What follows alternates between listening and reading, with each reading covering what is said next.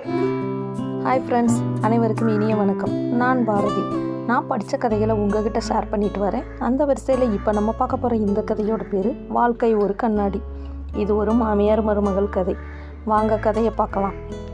சீனாவில் லீலி என்ற பெண்ணுக்கு திருமணமாகி தன் கணவன் வீட்டிற்கு சென்று வாழத் துவங்குகிறாள். அங்கு லீலிக்கும் அவள் மாமியாருக்கும் எந்த விஷயத்திலும் ஒத்துப்போகவில்லை. எதற்கெடுத்தாலும் வாக்குவாதம், சண்டை, சச்சரவு.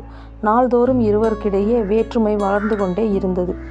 லீலியின் கணவனோ இருதலை கொல்லி எறும்பு போல் திண்டாடினான். ஒரு நாள் லீலி அவள் தகப்பனாரின் நண்பனை பார்க்க சென்றார். அவர் பச்சிலை மூலிகை வைத்தியத்தில் கை தேர்ந்த மருத்துவர். அவரிடம் லீலி தனக்கும் தன் மாமியாருக்கும் உள்ள சண்டை பற்றி கூறி மாமியாரை கொன்றுவிட வழி கேட்டார். அந்த நாட்டு மருத்துவர் மூலிகை பொடி ஒன்றை கொடுத்து, இது மெல்ல கொல்லும் நஞ்சு, இதை தினம் உன் மாமியார் சாப்பாட்டில் கொஞ்சம் கொஞ்சமாக கலந்து கொடு, ஒரு சில மாதங்களில் இயற்கை மரணம் போல் இறந்து விடுவார் என்று கூறினார்.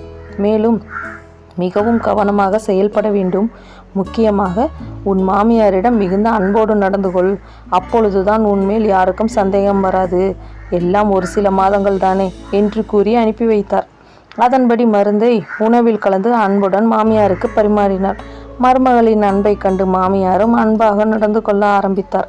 நாளடைவில் இருவருக்கும் நல்ல நெருக்கம் ஏற்பட்டது. மாதங்கள் சென்றன.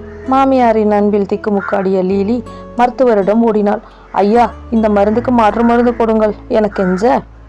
ஏன் இப்படி என அவர் கேட்க, என் மாமியாரை நான் இழக்க விரும்பவில்லை என அழுதாள். அந்த மருத்துவர் சொன்னார், நான் நஞ்சு மருந்து எதுவும் கொடுக்கவில்லை, அது வெறும் சத்து பொடிதான். அப்பொழுது நஞ்சு உன் மனதில் தான் இருந்தது.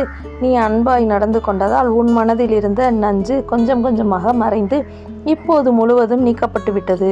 சந்தோஷமாய் போய் வா என்று அனுப்பினார். இந்த கதை பற்றின உங்களோட கருத்துக்களை கமெண்ட்டில் சொல்லுங்கள். கதை பிடிச்சிருந்தா லைக் பண்ணுங்கள், ஷேர் பண்ணுங்கள், மறக்காமல் சப்ஸ்கிரைப் பண்ணுங்கள். வேறு ஒரு கதையோட உங்களை நான் மீட் பண்ணுறேன். தேங்க்யூ.